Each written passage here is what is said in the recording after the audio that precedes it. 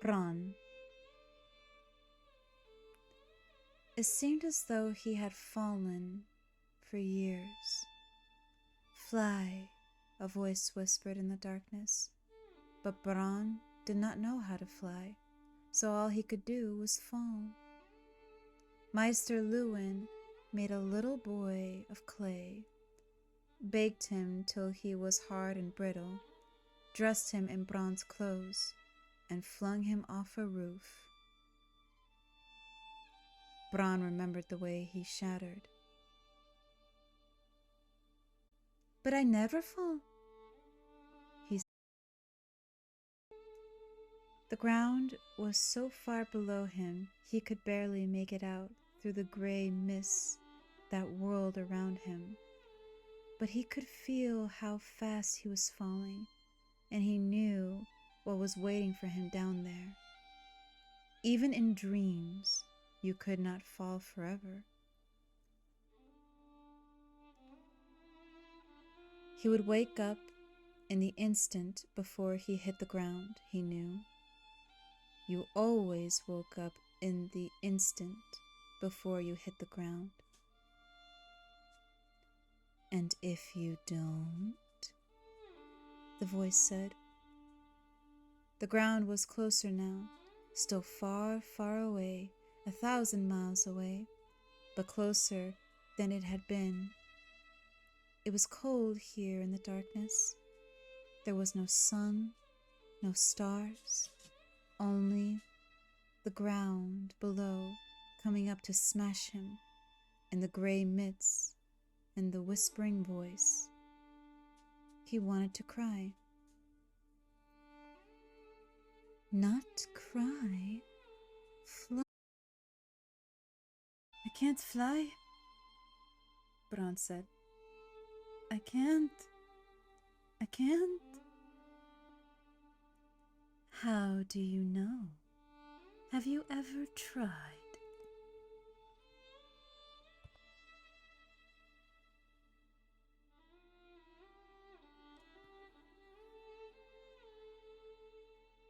The voice was high and thin.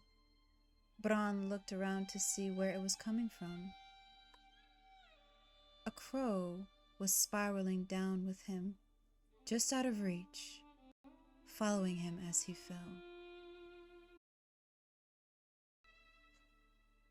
"Help me," he said. "I'm trying," the crow replied.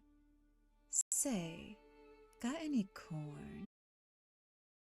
Bran reached into his pockets as the darkness spun dizzily around him. When he pulled his hand out, golden kernels slid from between his fingers into the air. They fell with him. The crow landed on his hand and began to eat.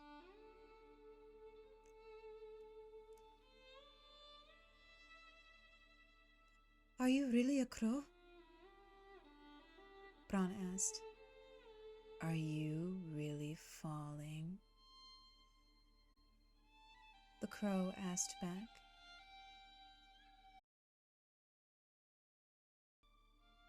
"It's just a dream," Bran said. "Is it?" asked the crow. "I'll wake up when I hit the ground,"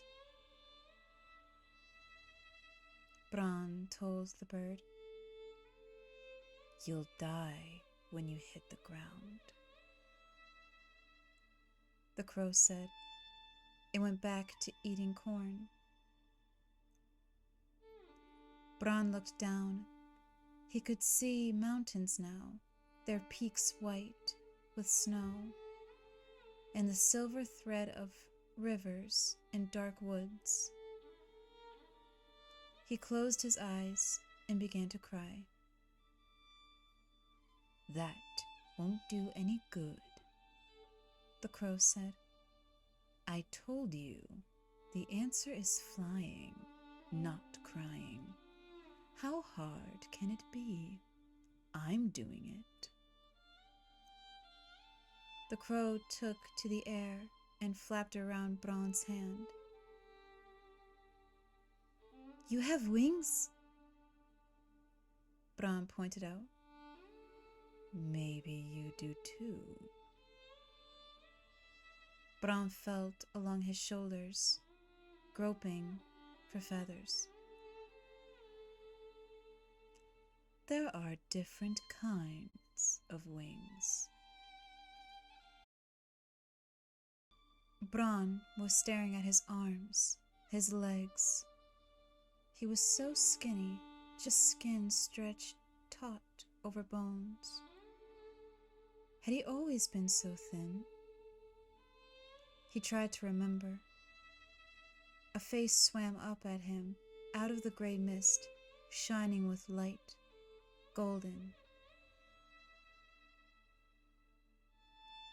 "The things I do for love," it said. Bran screamed. The crow took to the air, cawing. "Not that," it shrieked at him.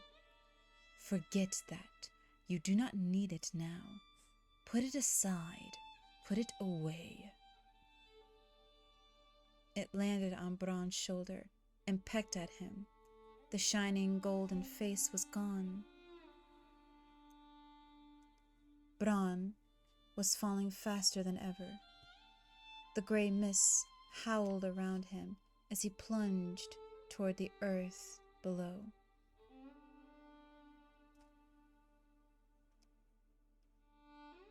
"What are you doing to me?"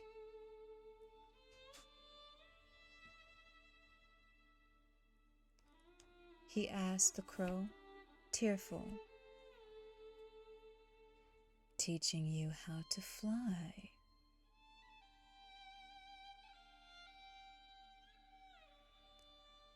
"I can't fly."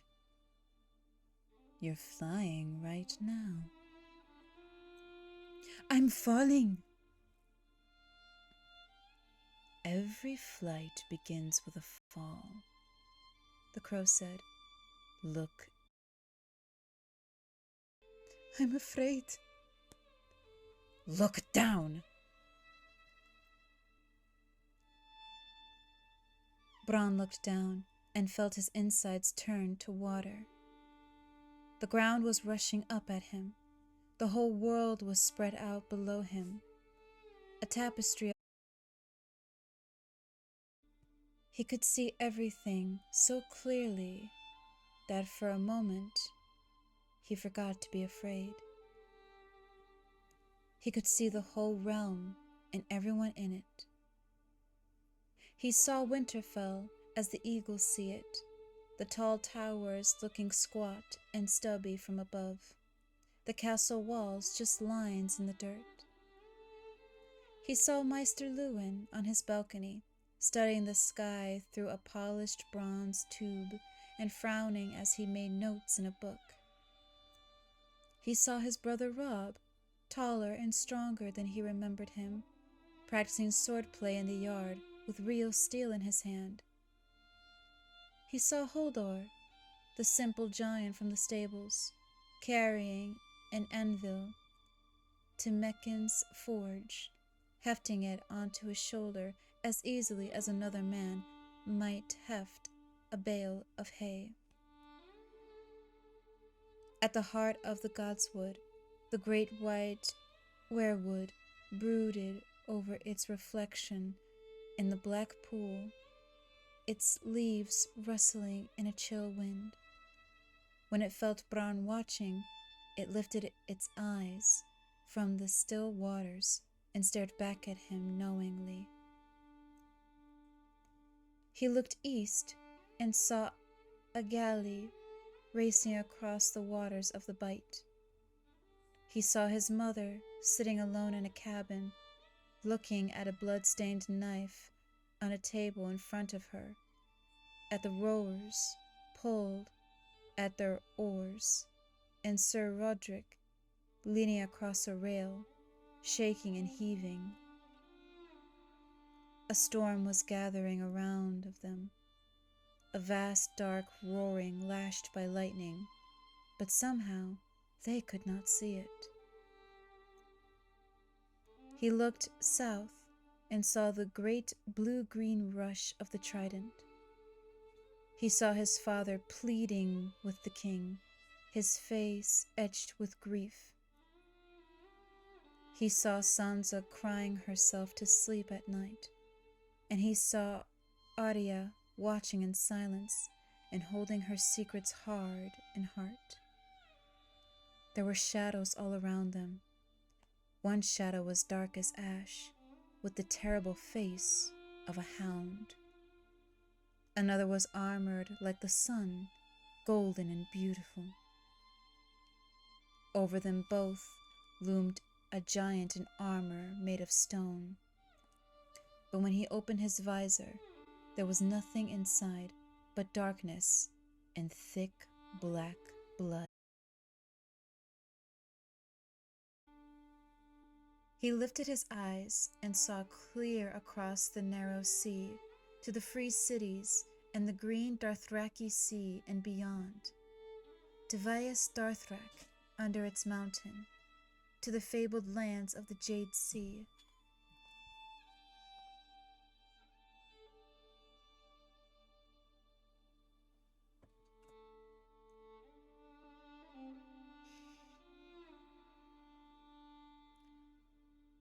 To Asshai by the shadow, where dragons stirred beneath the sunrise.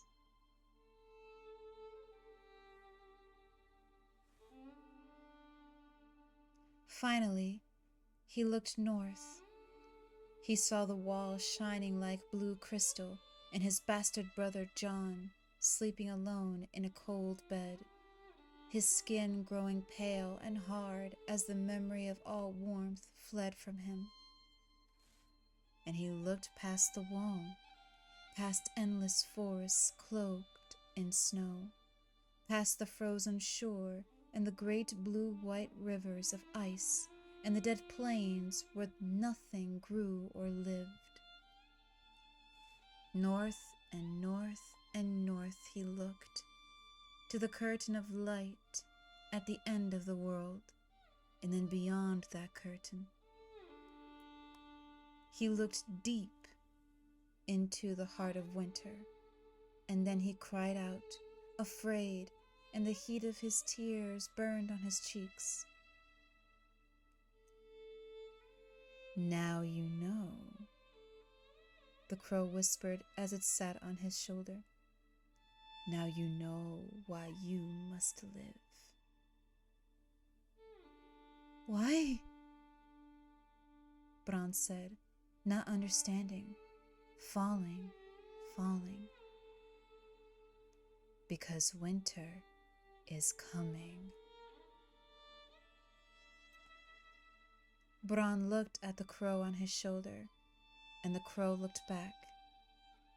It had 3 eyes, and the 3rd eye was full of a terrible knowledge. Bran looked down.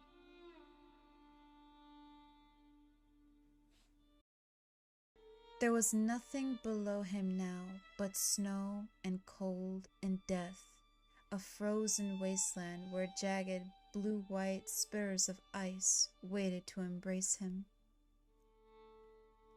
They fled up at him like spears. He saw the bones of 1,000 other dreamers impaled upon their points. He was desperately afraid.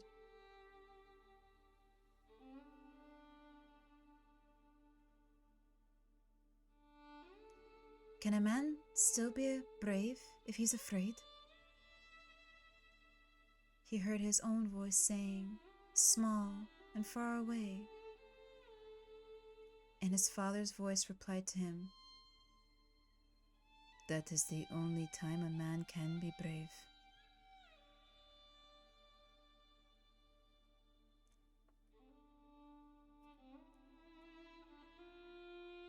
"Now, Bran," the crow urged, "choose, fly or die."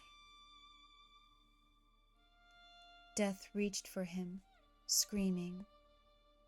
Bran spread his arms and flew. Wings unseen drank the wind and filled and pulled him upward. The terrible needles of ice receded below him. The sky opened above. Bran soared. It was better than climbing. It was better than anything. The world grew small beneath him. "I'm flying," he cried out in delight. "I've noticed," said the three-eyed crow. It took to the air, flapping its wings in his face, slowing him, blinding him. He faltered in the air as its pinions beat against his cheeks. Its beak stabbed at him fiercely, and Bran felt a sudden blinding pain in the middle of his forehead, between his eyes. "What are you doing?" he shrieked. The crow opened its beak and cawed at him, a shrill scream of fear, and the gray mists shuddered and swirled around him and ripped away like a veil, and he saw that the crow was really a woman, a serving woman with long black hair, and he knew her from somewhere, from 𝘕𝘳𝘳𝘕. Yes, that was it. He remembered her now. And then he realized that he was in 𝘕𝘳𝘳𝘕, in a bed high in some chilly tower room, and the black-haired woman dropped a basin of water to shatter on the floor and run down the steps, shouting, "He's awake! He's awake! He's awake!" Bran touched his forehead between the eyes. The place where the crow had pecked him was still burning, but there was nothing there, no blood, no wound. He felt weak and dizzy. He tried to get out of bed, but nothing happened. And then there was movement beside the bed, and something landed lightly on his legs. He felt nothing. A pair of yellow eyes looked into his own, shining like the sun. The window was open, and it was cold in the room, but the warmth that came off the wolf enfolded him like a hot bath. His pup, Bran realized. Or was it? He was so big now. He reached out to pet him, his hand trembling like a leaf. When his brother Robb burst into the room, breathless from his dash up the tower steps, the dire wolf was licking Bran's face. Bran looked up calmly. "His name is